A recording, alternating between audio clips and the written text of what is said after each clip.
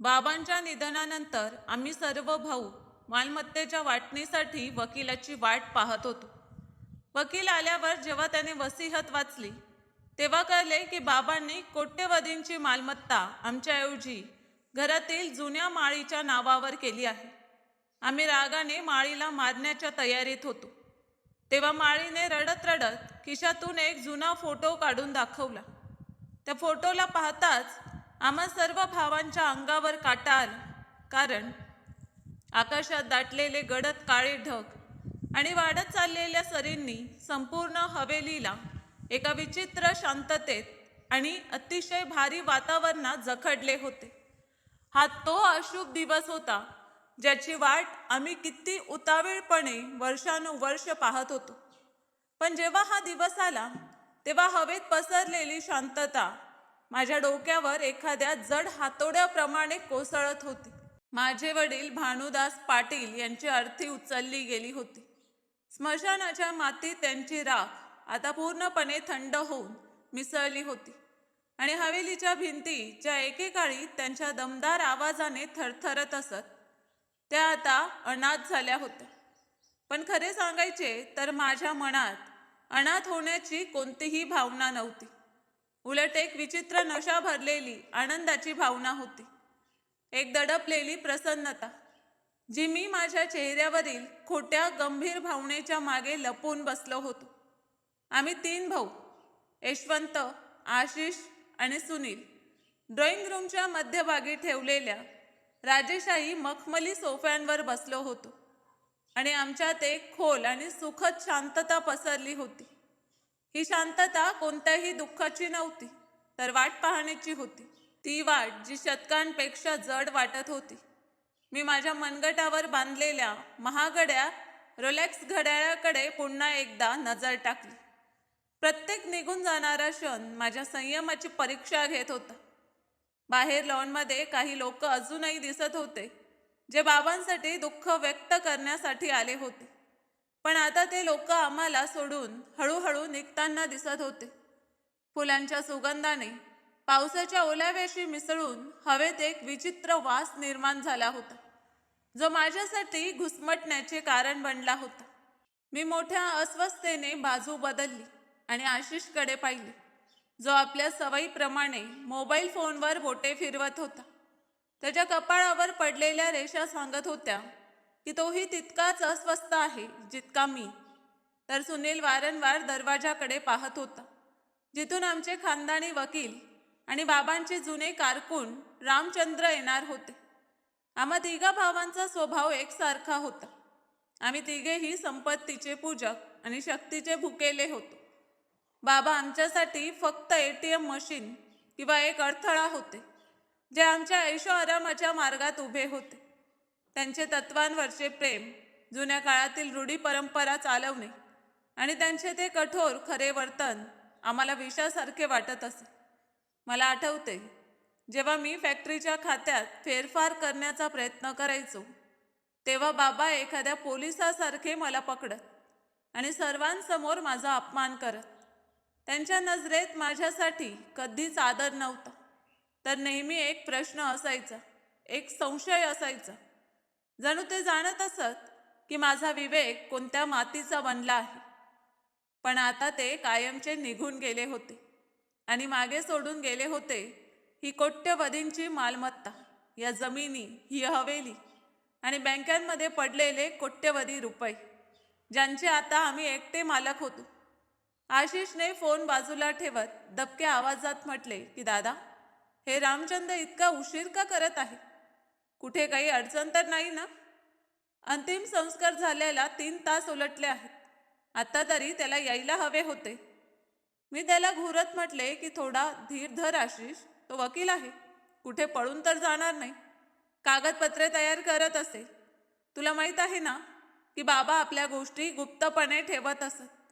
शेवटच्या क्षणापर्यंत त्यांनी कोणालाही जाणीव होऊ दिली नाही की वसियतमध्ये काय लिहिले आहे. पण स्पष्ट आहे की वारस आपणच आहोत आणि दुसरा कोण असू शकतो? सुनीलने मध्ये बोलत हसत हसत म्हटले की अगदी बरोबर दादा, वारस आपणच आहोत, पण बाबांचे काही सांगता येत नाही. कदाचित त्यांनी आपली अर्धी संपत्ती एखाद्या अनाथालयाला किंवा ट्रस्टला दिली असेल. त्यांची सवय होती पुण्य कमावण्याची. आपल्याला फक्त हे लक्षात ठेवायचे आहे की जर असे काही झाले तर आपण न्यायालयात आव्हान देऊ. मी कोणत्याही अनाथ आश्रमाला किंवा ट्रस्टला आपल्या मेहनतीची कमाई खाऊ देणार नाही. सुनीलच्या या बोलण्यावर आम्हा तिघांच्या ओठांवर एक शैतानी स्मित पसरले. आपली मेहनत हे शब्द आमच्या तोंडून किती विचित्र वाटत होते. संपूर्ण आयुष्यात आम्ही दुसऱ्यांच्या कमाईवर ऐश केली होती, पण आम्हाला वाटत होते की हा आमचा जन्मसिद्ध अधिकार आहे. मी उठून खिडकीजवळ गेलो आणि पडदा थोडा बाजूला करून बाहेर पाहू लागलो. पाऊस आता जोरदार होत चालला होता आणि लॉनमध्ये चिखल आणि पाणी साचत होते. या चिखलात जुन्या वाड्याच्या झाडाखाली एक सावली दिसत होती जी पावसात भिजत होती. तो माळी होता. या घरातील तो अशुभ नोकर ज्याचे नाव कदाचित कोणालाही आठवत नसावे. सर्व लोक त्याला फक्त माळी म्हणून बोलावत. त्याचे कपडे फाटलेले होते. डोक्यावर एक जुना अंगोछा होता आणि तो गुडघ्यात डोके घालून इतका रडत होता जणू त्याची संपूर्ण दुनिया लुटली गेली आहे. त्याचे हे रडणे, हा दिखावा, हे निष्ठेचे ढोंग माझ्या संपूर्ण शरीरात आग लावत होते. मला या व्यक्तीचा तिरस्कार वाटत होता. एक इतका खोल आणि कारणविरहित तिरस्कार जो गेल्या 7 वर्षांपासून माझ्या छातीत वाढत होता.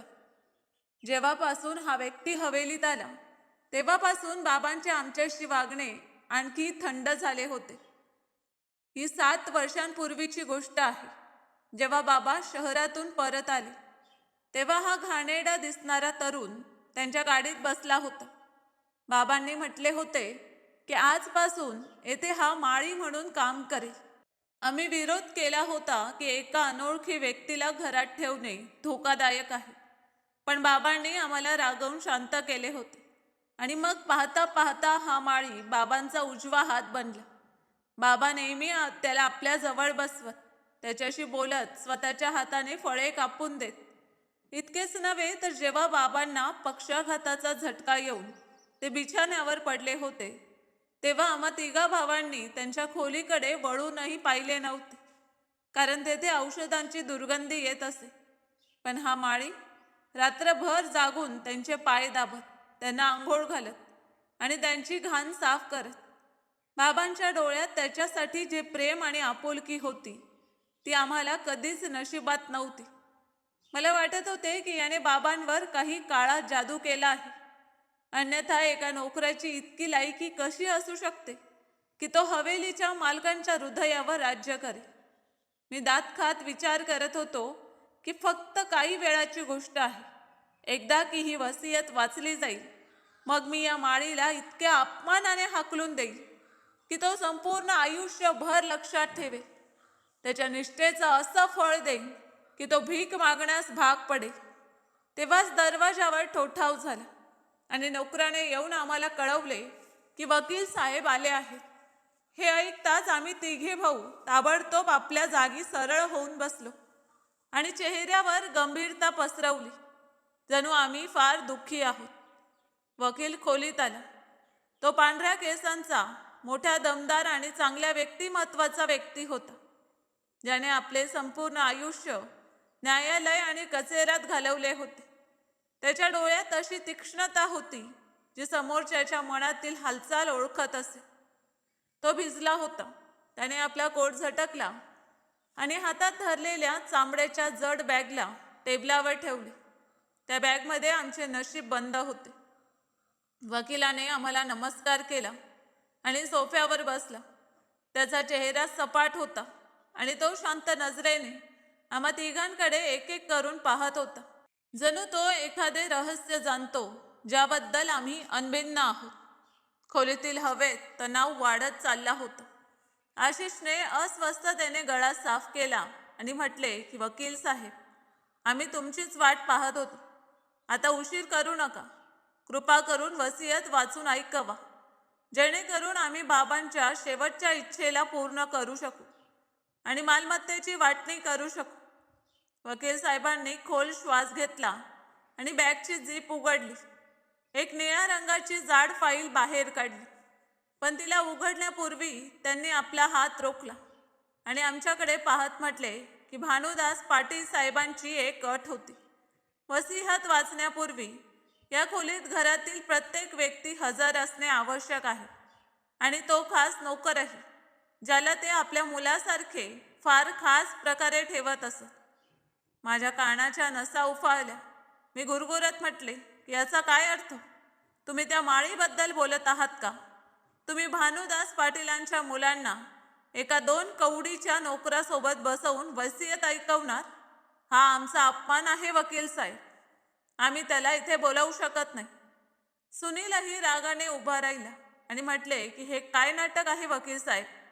तो एक नोकर आहे, त्याला त्याचा पगार मिळेल, त्याला इथे बसवण्याची काय गरज आहे? पण वकील साहेब आपल्या बोलण्यावर ठाम राहिले. त्यांनी फाईल परत बॅगमध्ये टाकण्याचा इशारा केला आणि थंड आवाजात म्हणाले की हा पाटील साहेबांचा शेवटचा आदेश आहे. जर तो मुलगा इथे नसेल तर वसियत उघडली जाणार नाही आणि प्रकरण न्यायालयात जाईल, जेथे वर्ष लागू शकतात. निर्णय तुमच्या हातात आहे. हे ऐकून आम्हाला जणू सापच चावलं. न्यायालयाचे नाव ऐकताच आम्ही भानावर आलो, कारण आम्ही आता आणखी वाट पाहू शकत नव्हतो. मी मोठ्या कष्टाने आपल्या रागावर नियंत्रण ठेवले आणि नोकराला इशारा केला की त्या माळीला बोलवणार. काही वेळानंतर दरवाजा पुन्हा उघडला आणि तो माळी आत आला. तो डोक्यापासून पायापर्यंत भिजला होता. त्याच्या कपड्यातून पाणी टपकत होते आणि तो थरथरत होता. त्याचे डोळे सुजलेले होते, जणू तो सतत रडत राहिला आहे. तो दरवाजाजवळच कालीनावर बसू लागला. तेव्हा वकील साहेबांनी त्याला टोकले आणि आपल्या जवळ ठेवलेल्या स्टूलकडे इशारा केला. विठ्ठल, इकडे ये, माझ्याजवळ बस. त्याचे नाव विठ्ठल होते हे मला आजच आठवले. अन्यथा आम्ही त्याला नेहमी ओय इकडे, अरे ओ माळी असंच बोलावत असू. तो दचकला, पण वकिलाच्या दबाव टाकल्यावर घाबरत घाबरत स्टूलच्या काठावर बसला. आम्ही तिघे त्याला अशा नजरेने घुरत होतो की जर नजरा खंजीर असत्या तर आतापर्यंत त्याची छाती छिन्न विछिन्न झाली असती. खोलीत मृत्यूसारखी शांतता पसरली होती. बाहेर पावसाचा आवाज वाढला होता आणि अधूनमधून वीज कडकडून खिडक्यांच्या काचा थरथरवत होती.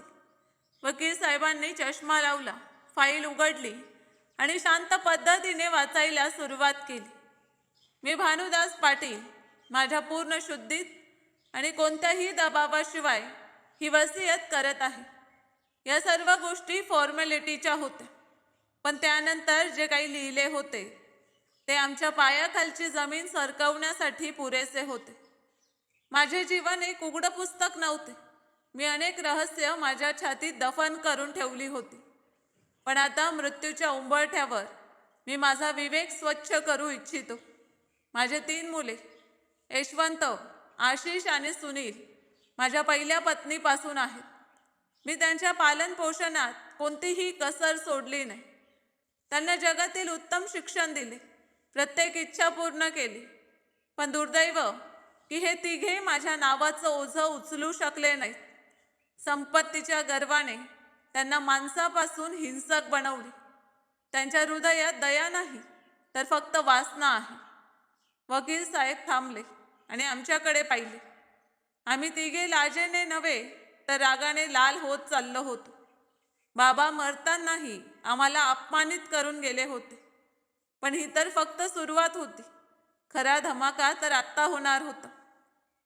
वकील साहेबांनी पान उलटले आणि वाचले.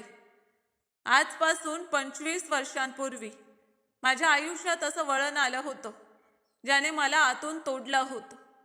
माझ्या पहिल्या पत्नी व्यतिरिक्त माझे आणखी एक लग्न झाले होते, जे मी गुप्तपणे एका गरीब पण फार सभ्य स्त्रीशी केले होते. ती माझी प्रेयसी होती आणि तिच्यापासून मला एक मुलगाही झाला होता. मी समाज आणि माझ्या पहिल्या पत्नीच्या भीतीने त्याला समोर आणू शकलो नव्हतो. पण जेव्हा तो मुलगा 4 वर्षांचा झाला तेव्हा त्याच्या आईचे निधन झाले आणि माझ्याकडे त्याला हवेलीत आणण्याशिवाय दुसरा पर्याय उरला नव्हता. हे शब्द ऐकताच माझ्या डोक्यात जणू घंटा वाजू लागल्या. 4 वर्षांचा मुलगा 25 वर्षांपूर्वी. माझे हृदय जोर जोरात धडकू लागले. माझ्या हातांना घाम फुटला. मी करुण नजरेने आशिष आणि सुनीलकडे पाहिले. त्यांचे चेहरेही पांढरे पडले होते. त्यांच्या डोळ्यात अचानक दहशत उतरली होती. हे ते रहस्य होते जे आम्ही तिघांनी फार खोलात दफन केले होते. आम्हाला वाटत होते की बाबांना कधीच कळले नव्हते, पण बाबा तर सर्व काही जाणत होते. वकील साहेबांचा आवाज जड झाला आणि ते सतत वाचत राहिले. मला ती रात्र कधीच विसरता येणार नाही, जेव्हा मी त्या निरागस मुलाला बोट धरून हवेलीत आणले होते. माझ्या पहिल्या पत्नीने आकाश डोक्यावर उचलले होते आणि माझे हे 3 मुले, जे त्यावेळी स्वतःही लहान होते, त्यांनीही त्या निरागस जीवाला स्वीकारण्यास नकार दिला होता. त्या रात्री घरात कयामतचे दृश्य होते. मी थकलेला झोपलो होतो, पण जेव्हा सकाळी माझे डोळे उघडले तेव्हा तो मुलगा गायब होता. इथे पोहोचताच वकील साहेबांचा आवाजही लटपटला आणि खोलीचा दरवाजा बाहेरील जोरदार वाऱ्याने धडकून जोरात उघडला, ज्यामुळे आम्ही सर्व चकित झालो. मला ती वादळी रात्र आठवू लागली. त्यावेळी मी 15 वर्षांचा होतो, आशिष 13 वर्षांचा आणि सुनील 11 वर्षांचा. आमच्या आईने आम्हाला शिकवले होते की तो मुलगा आमचा शत्रू आहे, तो आमच्या मालमत्तेचा हिस्सेदार आहे, तो गलिच्छ नाल्यातील किडा आहे. मला आठवले की आम्ही तिघा भावांनी त्याला फूस लावून सायकलवर बसवले होते. तो निरागस आम्हाला आपला भाऊ समजून आमच्यासोबत चालला होता. त्याला काय माहीत होते की त्याचे भाऊ त्याचे कसाई बनले आहेत. आम्ही त्याला शहरापासून दूर एका निर्जन भागात नेले होते, जिथे एक मोठा कालवा वाहत होता. मला आजही आठवते की तो किती रडत होता. तो बाबा बाबा म्हणून हाक मारत होता, पण आम्ही त्याच्या तोंडावर टेप लावला होता. आम्ही त्याला मारले होते, खूप मारले होते, आणि मग मी एक जड दगड उचलून त्याच्या डोक्यावर मारला. तो बेशुद्ध झाला आणि आम्ही त्याला मृत समजून कालव्याच्या पाण्यात फेकले. जेव्हा आम्ही घरी परत आलो तेव्हा आम्ही कथा बनवली की तो बागेत खेळत होता आणि मग कधी चालत चालत बाहेर निघून गेला आणि गायब झाला. बाबा त्यावेळी शांत झाले होते. ते समजले होते, पण त्यांच्याकडे कोणताही पुरावा नव्हता. आज 25 वर्षानंतर तो मृत भूतकाळ जमिनीला भेदून आमच्या समोर उभा राहिला होता. वकील साहेबांनी पाण्याचा घोट घेतला आणि पुढे सुरू केले. मी वर्षानुवर्ष या दुःखात विरघळत राहिलो की मी माझ्या काळजाच्या तुकड्याला सुरक्षित ठेवू शकलो नाही. मी माझ्या त्या खुणी मुलांसोबत एकाच छताखाली आयुष्य घालवले आणि रोज जगलो, रोज मेलो. पण निसर्गाचे खेळही विचित्र आहेत. 7 वर्षांपूर्वी मी त्या मंदिरात गेलो, जिथे मी नेहमी शांतीच्या शोधात जात असे. तिथे माझी नजर एका तरुणावर पडली, जो लोकांना जेवण देत होता. त्याच्या कपाळावर एक खोल जखमेची खूण होती आणि त्याचे डोळे अगदी माझ्या दिवंगत पत्नीसारखे होते. जेव्हा मी त्याच्याबद्दल चौकशी केली तेव्हा जो खुलासा झाला तो एखाद्या चमत्कारापेक्षा कमी नव्हता. तो मुलगा विठ्ठल होता, ज्याला माझ्या या निर्दयी मुलांनी कालव्यात फेकले होते. देवाने त्याला वाचवले होते. एका मेंढपाळाने त्याला बुडताना पाहिले होते आणि वाचवले होते. हे ऐकताच माझ्या गळ्यात जणू काटे बोचू लागले. माझा श्वास थांबू लागला. काय तो जिवंत राहिला होता? हे कसे शक्य आहे? मी तर स्वतः त्याला बुडताना पाहिले होते. पाण्याचा प्रवाह इतका जोरदार होता की कोणीही वाचू शकत नव्हते. माझ्या आत विचारांचं वादळ उमटलं. जर तो जिवंत असेल तर तो कुठे आहे? तो पोलिसांकडे गेला का? कोणीतरी त्याला लपवून ठेवले का? मग वकील साहेबांनी ते शब्द वाचले ज्याने माझी संपूर्ण दुनिया उलटवली. मी त्याला परत घरी आणली, पण मी माझी आणि त्याची ओळख लपवून ठेवली.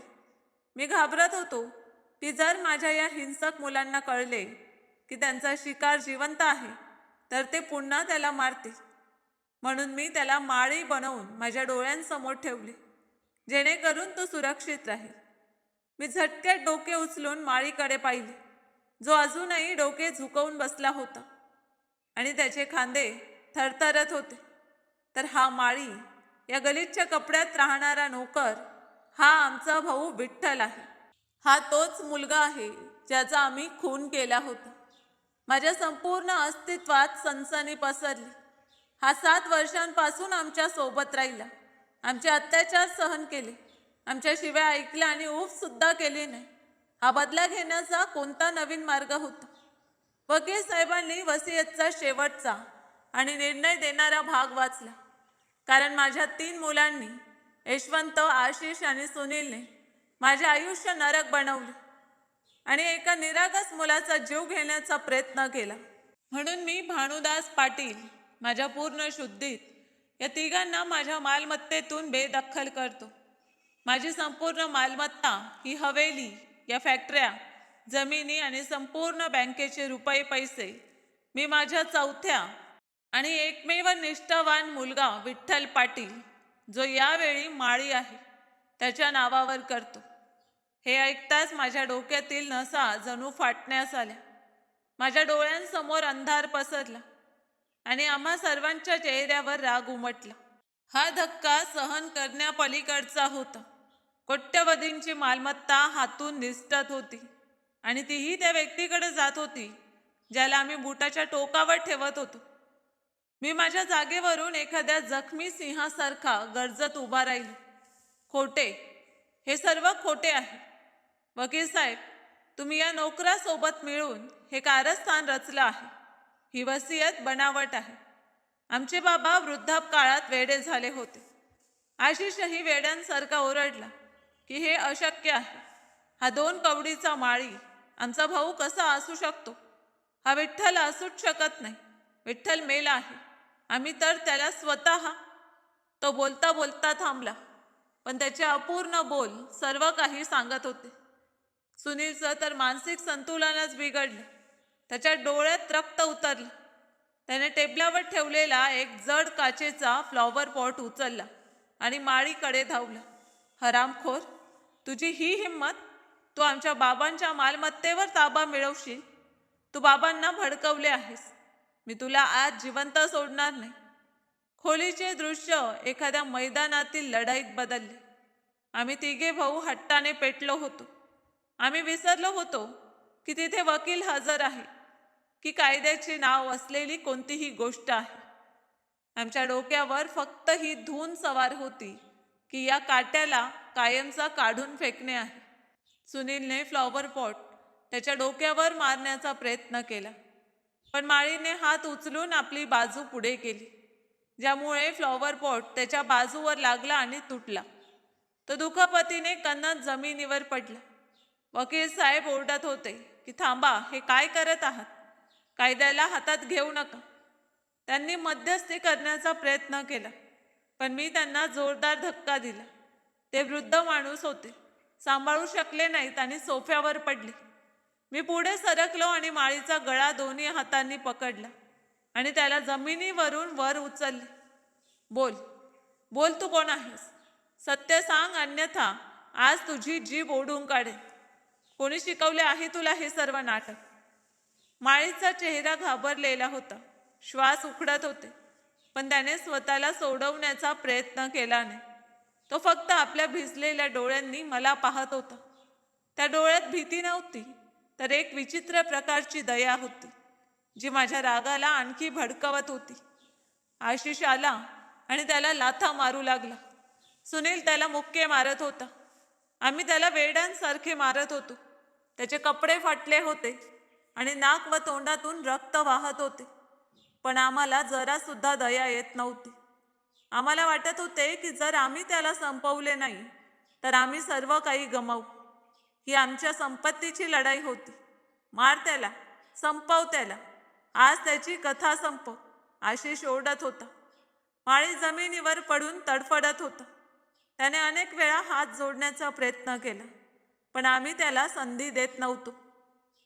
तेव्हा जेव्हा सुनील पुन्हा त्याला मारण्यासाठी वाकला, माळीने आपल्या शर्टाच्या खिशात थरथरता रक्ताने माखलेला हात घातला आणि तिथून एक मळकट जुना फोटो काढला.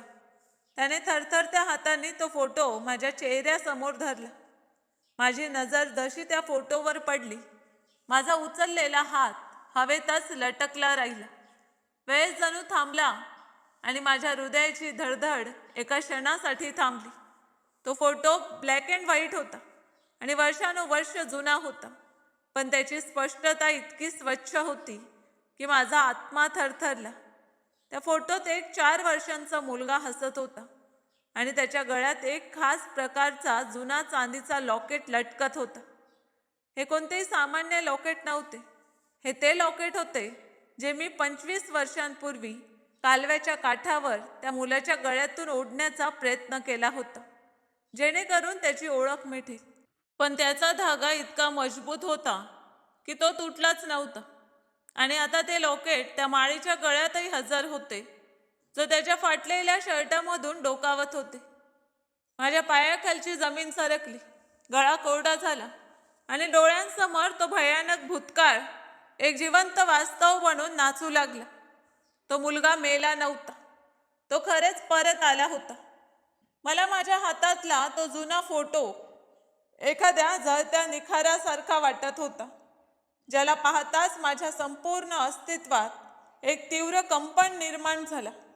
माझ्या हृदयाची धडधड इतकी वेगवान झाली होती की मला माझ्या छातीत हातोडे कोसळत असल्यासारखे वाटत होते. हा कोणताही सामान्य फोटो नव्हता. हा माझ्या भूतकाळाचा तो भयानक आरसा होता, ज्याला मी 25 वर्षांपूर्वी फोडला होता.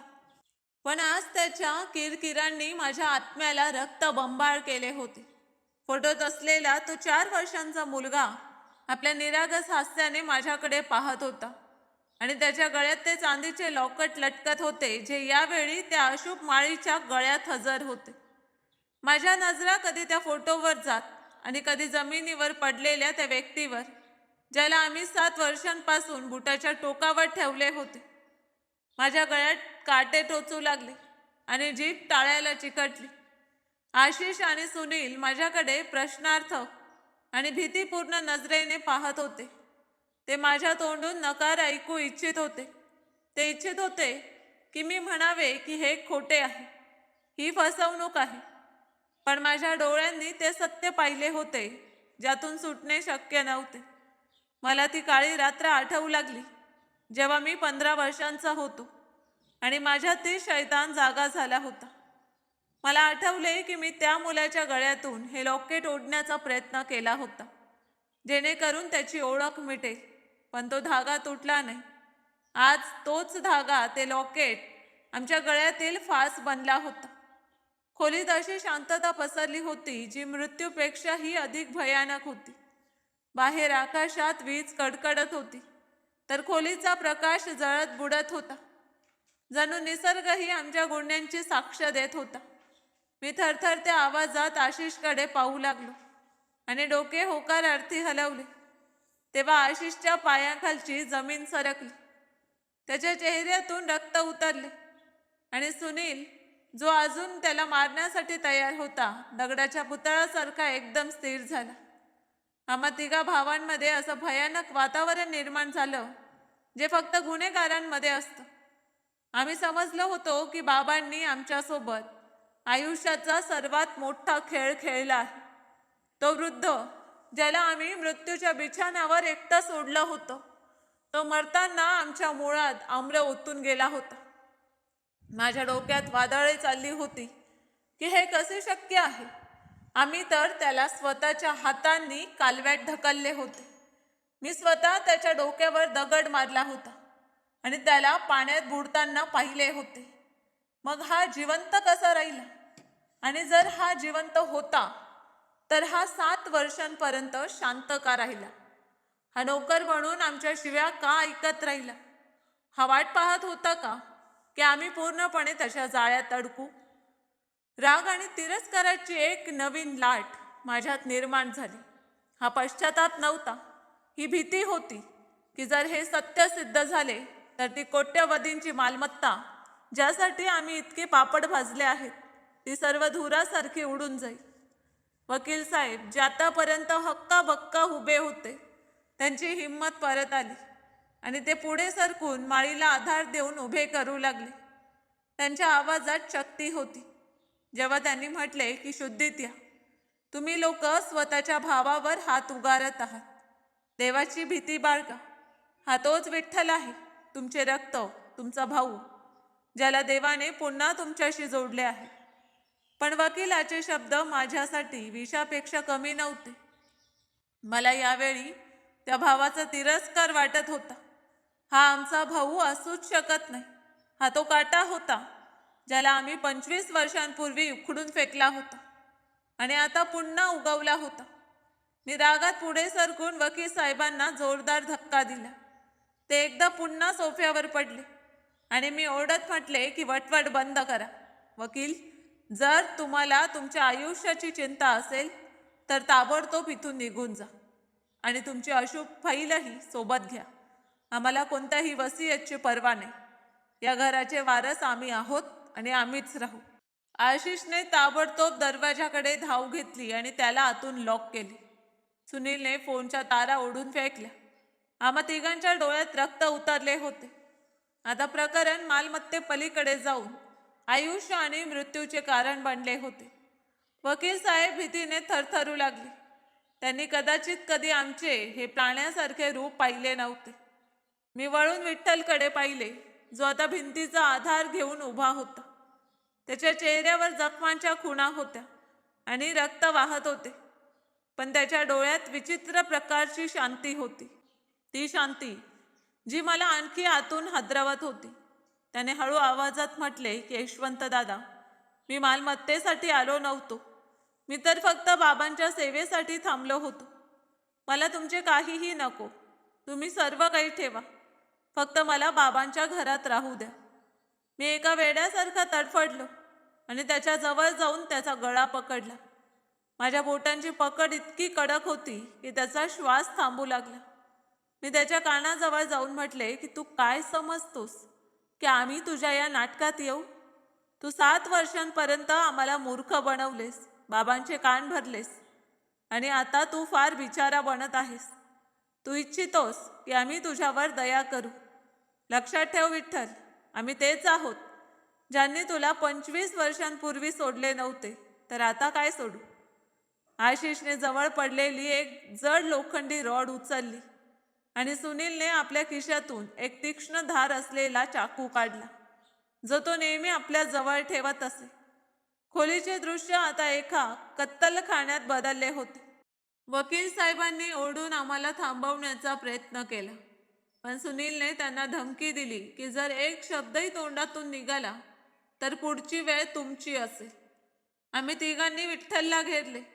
माझे हृदय सांगत होते की फक्त एकदा आणि कथा संप. कोणी जाणणार नाही की इथे काय झाले. आम्ही सांगू की माळी चोरी करून पळून गेला किंवा इथे कोणता अपघात झाला. पोलीस आणि कायदा तर आमच्या खिशात आहे.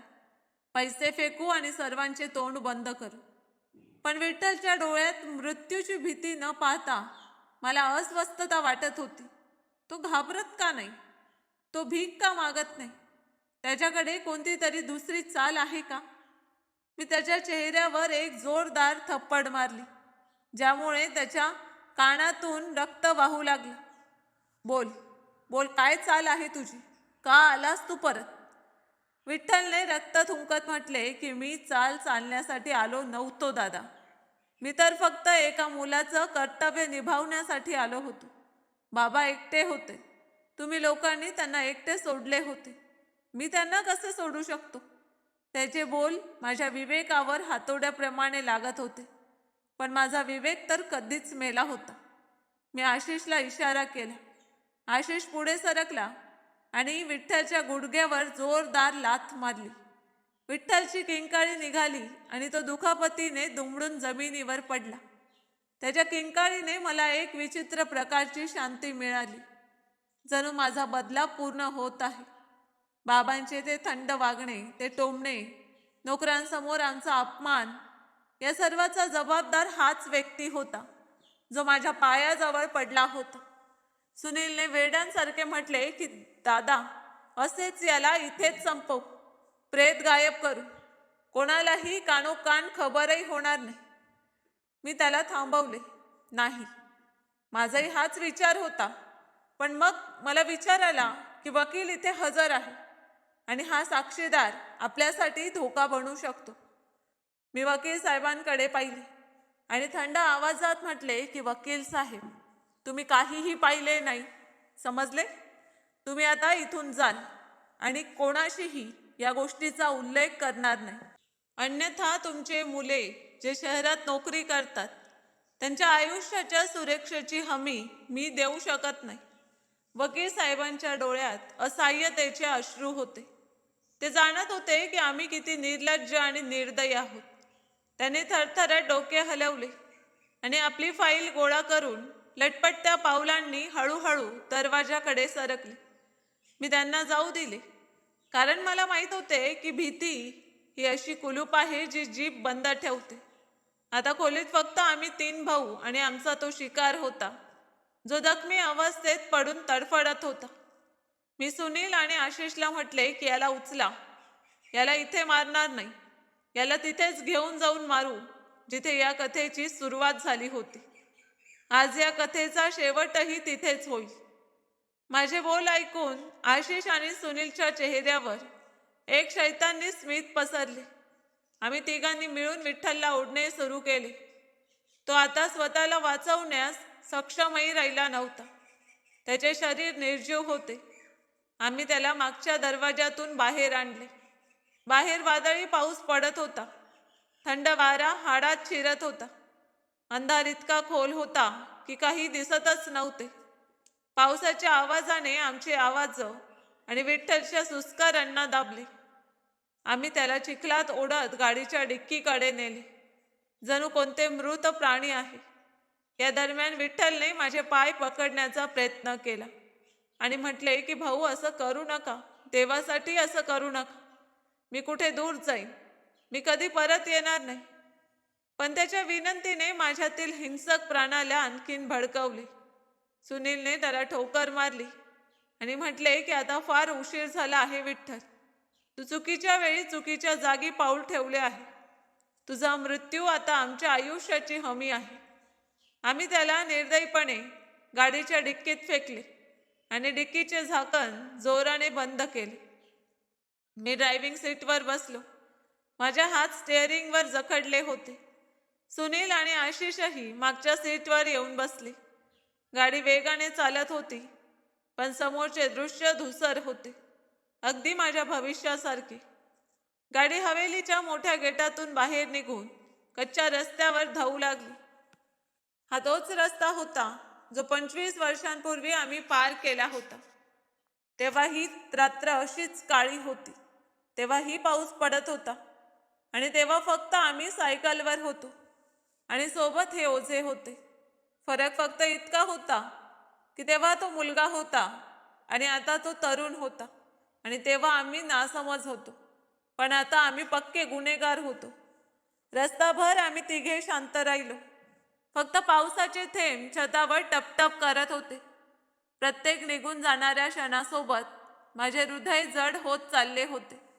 एक अनोळखी भीती मला घेरत होती. मला वारंवार वाटत होते की मागे कोणती तरी गाडी आमचा पाठलाग करत आहे. मी अनेक वेळा आरशात पाहिले, पण मागे फक्त खोल अंधार होता. आशिषने घाबरून विचारले की दादा, आपण याला कालव्यात फेकू तर लाश सापडणार नाही ना? मी म्हटले की यावेळी अशी चूक करायची नाही. यावेळी त्याच्या पायांना दगड बांधू, जेणेकरून तो कायमचा तळाशी बसून राहील. मी मागे वळून पाहिले, जिथे डिक्कीतून हलके हलके आवाज येत होते. कदाचित शुद्धीत येऊन तो बाहेर निघण्याचा प्रयत्न करत असेल.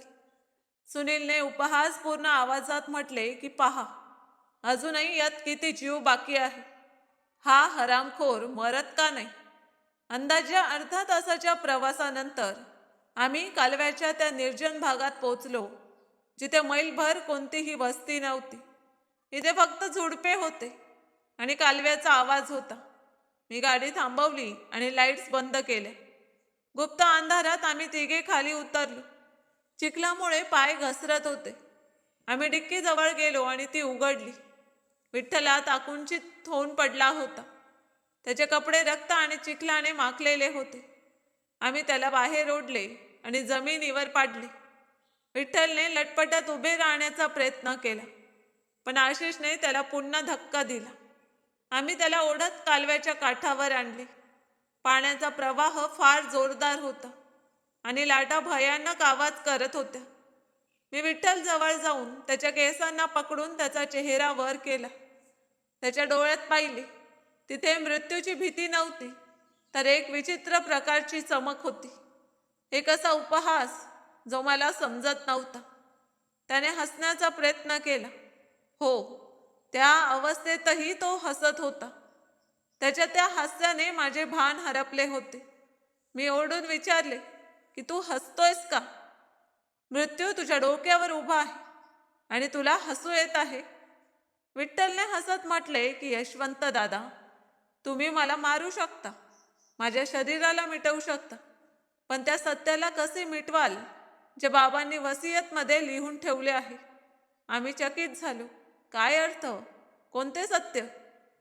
विठ्ठलने खोल श्वास घेतला आणि म्हटले की तुम्ही लोकांनी वसियत पूर्ण वाचली नव्हती. वकील साहेबांकडे फक्त एक कागद नव्हता. बाबा जाणत होते की तुम्ही लोक माझ्यासोबत काय कराल, म्हणून त्यांनी आपल्या खऱ्या वसियतमध्ये एक अशी अट ठेवली आहे जी तुम्हा लोकांना कधी शांततेने जगू देणार नाही. हे बोलणे ऐकून आशिष आणि सुनीलही थबकले. आशिषने माझा खांदा हलवून म्हटले की दादा, हा काय बोलत आहे? कोणती अट? मी विठ्ठलचा गळा दाबला आणि म्हटले की सरळ सांग, ही काय बडबड करतोयस तू, अन्यथा जीभ ओढून काढे. विठ्ठलने मोठ्या कष्टाने श्वास घेत म्हटले की जर माझा मृत्यू झाला किंवा मी गायब झालो तर बाबांच्या वसियतनुसार सारी मालमत्ता आपोआप सरकार किंवा कोणत्याही अनाथालयाच्या नावावर नोंदवली जाईल आणि सोबत ते व्हिडिओ पुरावेही पोलिसांकडे पोहोचतील जे बाबांनी गुप्तपणे रेकॉर्ड केले होते, ज्यात तुम्हा लोकांच्या मागील कारस्थानांचाही उल्लेख आहे. आणि विठ्ठलचे बोल अजून अपूर्णच होते की आकाशात जोरदार वीज कडकडली आणि आम्हा तिघांचे चेहरे भीतीने पांढरे फटके पडले. माझे हात त्याच्या गळ्यातून ढिले पडले. हे काय बोलतोय हा? बाबा इतके हुशार होते का? ते जाणत होते की आपण विठ्ठलला मारू?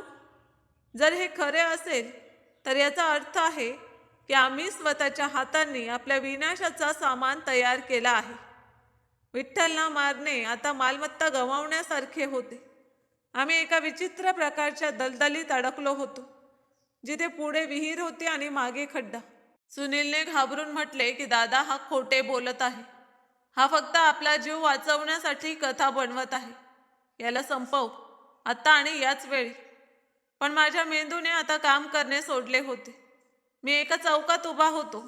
एकीकडे तिरस्कार आणि दुसरीकडे लोभ. जर मी याला मारतो तर दौलत जाते आणि जर जिवंत सोडतो तर हा आमच्यावर राज्य करेल. पाऊस जोरदार होत चालला होता आणि आम्ही 3 शिकारी आमच्या शिकाराभोवती उभे थरथरत होतो. थंडीमुळे नव्हे तर आपल्या शेवटच्या भीतीमुळे. आता आम्ही या अवस्थेत पडलोच होतो की अचानक कालव्याच्या दुसऱ्या काठावरून टॉर्चचा लख्ख प्रकाश आमच्याकडे सरकू लागला आणि पोलिसांच्या सायरनचा आवाज रात्रीच्या शांततेला चिरून टाकत होता. पोलिसांच्या गाड्यातून निघणाऱ्या निळ्या आणि लाल प्रकाशाने त्या गडद काळ्या रात्रीला आणि कालव्याच्या निर्जन काठाला उजळवले होते आणि या प्रकाशाने आमच्या डोळ्यांना धुसर केले होते. सायरनचा आवाज माझ्या कानात गुंजत होता आणि मला माझ्या पायात जीव नसल्यासारखे वाटले. आशिषच्या हातातून ती लोखंडी रॉड पडली आणि सुनील, जो अजून विठ्ठलला जीवाने मारण्यासाठी तयार होता, आता भीतीने थरथरत कापत होता. आम्ही तिन्ही भाऊ एकमेकांकडे पाहत होतो आणि आमच्या डोळ्यात एकच प्रश्न होता, पोलिसांना इथे कोणी बोलावले? आता आम्ही या धक्क्यात होतो की पोलिसांच्या गाड्या आमच्या अगदी जवळ येऊन थांबल्या आणि त्यातून अनेक शिपाई बाहेर आले आणि बंदुका आमच्यावर ताणल्या. निरीक्षकाने गरजदार आवाजात आम्हाला हात वर करण्याचा आदेश दिला. मी, आशिष आणि सुनीलने थरथरत्या हातांनी हात हवेत उंचावले. माझे ते हात जे काही क्षणांपूर्वी आपल्या भावाचा गळा दाबत होते, आता हार मानण्याचा संदेश देत होते. शिपाई पुढे सरकले आणि आम्हाला पकडले आणि आमच्या मनगटावर थंड जड लोखंडाच्या हातकड्या चढवल्या. त्या हातकड्या ज्यांच्या क्लिकच्या आवाजाने माझ्या स्वातंत्र्याच्या, माझ्या अभिमानाच्या आणि माझ्या साम्राज्याच्या शेवटाची घोषणा केली होती. पण हा विश्वासघात आहे. तुम्ही पोलिसांना बोलावले, तुम्ही आमच्या उपकारांची कदर केली नाही. आम्ही वकिलाला पाहताच वकिलाला म्हटले. वकिलाने खेदाने डोके हलवले आणि माझ्या जवळ येऊन बोलले की यशवंत, मी तुमचा कृतज्ञ नाही, तर तुमच्या दिवंगत वडिलांच्या न्यायाचा रक्षक आहे. पाटील साहेब जाणत होते की तुम्ही लोक विठ्ठल सोबत काय करणार आहात. ते तुम्हा तिघांच्या प्रत्येक हालचालीचे जाणकार होते, म्हणून त्यांनी हे जाळ रचले होते. मी हक्काबक्का राहिलो. जाळ? कसलं जाळ? तेव्हा विठ्ठल, जो चिखल आणि रक्तात माखलेला जमिनीवर पडला होता, हळूहळू उभा झाला. आता त्याच्या चेहऱ्यावर ती असहाय्यता नव्हती. त्याने आपले कपडे झटकले आणि सरळ उभा राहिला. त्याच्या डोळ्यात आता अश्रू नव्हते, तर एक असा दमदारपणा होता जो फक्त सत्यात असतो. त्याने निरीक्षकाला नमस्कार केला आणि मग आमच्याकडे पाहून म्हटले की दादा, मी तुम्हा लोकांना म्हटले होते की असं करू नका, तुमच्या या हरकती सोडा, पण तुमच्या डोळ्यांवर संपत्तीची पट्टी बांधली होती. वकिलाने फाईल उघडली आणि त्यातून एक DVD आणि एक चिठ्ठी काढली. त्यांनी ती चिठ्ठी निरीक्षकाच्या हवाली करत म्हटले की हे पाटील साहेबांचे शेवटचे निवेदन आहे, जे त्यांनी आपल्या मृत्यूच्या 2 दिवस आधी रेकॉर्ड करवले होते आणि मला सूचना दिली होती की जर माझ्या मुलांनी विठ्ठलला आपलेसे केले तर ही वसियत तिथेच फाडून टाका, पण जर ते त्याच्या जीव घेण्याचा प्रयत्न करतील तर पोलिसांना माहिती द्या आणि त्यांना अटक करवा. निरीक्षकाने ती चिठ्ठी वाचून आमच्याकडे आणखी तिरस्काराने पाहिले. वकिलाने माझ्या डोळ्यात पाहत म्हटले की यशवंत, तुमच्या वडिलांचे खरे रहस्य हे नव्हते की विठ्ठल जिवंत आहे, तर खरे रहस्य हे होते की ते 25 वर्षांपूर्वीही हे जाणत होते की तुम्ही स्वतः विठ्ठलला कालव्यात ढकलले होते. माझ्या पायाखालची जमीन सरकली. काय? बाबा हे जाणत होते? वकिलाने म्हटले की हो. त्या रात्री जेव्हा तुम्ही तिघे परत आलात आणि खोटी कथा सांगितली, तेव्हा तुमचे वडील तुमच्या मागे मागे गेले होते. त्यांनी विठ्ठलला बुडताना तर पाहिले नव्हते, पण त्यांनी तिथे तुमच्या बुटांच्या खुणा आणि तुमच्या सायकलच्या टायरांच्या खुणा पाहिल्या होत्या. घरी परत येऊनही त्यांनी या मातीच्या खुणा तुमच्या सायकलवर पाहिल्या होत्या. ते तेव्हाच पोलिसांना बोलवू शकत होते, पण मुलांच्या प्रेमाने त्यांना रोखले. ते इच्छित होते की तुम्ही सुधाराल. ते 25 वर्षापर्यंत वाट पाहत राहिले की कदाचित तुम्ही लोक तुमच्या गुन्ह्यांची माफी मागाल, कदाचित तुमच्या हृदयात दया येईल. जेव्हा विठ्ठल परत आला तेव्हा त्यांनी त्याला जाणीवपूर्वक माळी बनवली. ही तुमची शेवटची परीक्षा होती. ते पाहू इच्छित होते की तुम्ही गरीब नोकरासोबत कसे वागता. जर तुम्ही त्याच्यासोबत चांगले वागले असते तर कदाचित त्यांनी तुम्हाला माफ केले असते आणि मालमत्तेत हिस्सा दिला असता. पण तुम्ही सिद्ध केले की तुम्ही माणूस नाही, हिंसक आहात. तुम्ही 7 वर्षांपर्यंत त्याच्यावर अत्याचार केले आणि आज त्याला पुन्हा मारण्यासाठी इथे आणले. तुमच्या वडिलांनी आपल्या वसियतमध्ये लिहिले आहे की जर माझ्या मुलांनी विठ्ठलला मारण्याचा प्रयत्न केला तर माझ्या उर्वरित 3 मुलांना माझ्या मालमत्तेतून 1 पैसाही मिळू नये आणि त्यांच्यावर खुनाचा खटला चालवावा आणि माझी संपूर्ण मालमत्ता विठ्ठल पाटीलच्या नावावर करावी, जो त्याला ट्रस्टी बनून अनाथ आणि विधवांच्या भल्यासाठी वापरे. हे ऐकून सुनील आणि आशिष रडू लागले. सुनील ओरडत होता, आम्हाला माफ कर विठ्ठल, आम्ही भरकटलो होतो, आम्ही तुझे भाऊ आहोत, आम्हाला तुरुंगात पाठवू नकोस. पण आता फार उशीर झाला होता. विठ्ठलने ओल्या डोळ्यांनी आमच्याकडे पाहिले आणि म्हटले की मी तुम्हाला माफ केले दादा, कारण मी बाबांच्या आत्म्याला त्रास देऊ इच्छित नव्हतो, पण कायदा आपला मार्ग स्वतः बनवेल. हे तुमच्या गुन्ह्याचे फळ आहे, जे तुम्हाला तुमचे गुन्हे इथे घेऊन आले आहेत. पोलीस आम्हाला ओढत गाड्यांकडे घेऊन गेले. पाऊस आता थांबला होता, चंद्र निघाला होता. ज्याच्या प्रकाशात मला विठ्ठलचा चेहरा स्पष्ट दिसत होता. तो तिथेच उभा होता, मुक्त आणि शांततेने भरलेला. आणि आम्ही 3 भाऊ हातकड्यात जखडलेले आपल्या विनाशाचा तमाशा पाहत होतो. मी वळून शेवटच्या वेळी त्या कालव्याकडे पाहिले, जिथे 25 वर्षांपूर्वी आम्ही एका निरागस मुलाला फेकले होते. आज त्या कालव्याने आमचा हिशोब चुकता केला होता. बाबांनी आम्हाला संपत्ती नव्हे तर धडा दिला होता. आणि हा तो धडा होता जो आता संपूर्ण आयुष्य आमच्यासोबत तुरुंगाच्या काळ्या कोठडीत राहणार होता. गाडीचा दरवाजा बंद झाला आणि मी डोळे बंद केले, कारण बाहेरील जग आता माझे राहिले नव्हते. माळीचे रहस्य उघड झाले होते आणि या रहस्याने आम्हाला कायमचे अंधारात ढकलले होते. तर मित्रांनो, तुम्हाला आमची ही कथा कशी वाटली? कृपा करून आम्हाला कमेंट करून नक्की सांगा. माझ्या चॅनलला सबस्क्राईब करा, व्हिडिओला लाईक करा आणि जास्तीत जास्त शेअर करा. आणि अशा आणखी रोमांचक कथा ऐकण्यासाठी माझ्या चॅनल सोबत राहा. धन्यवाद.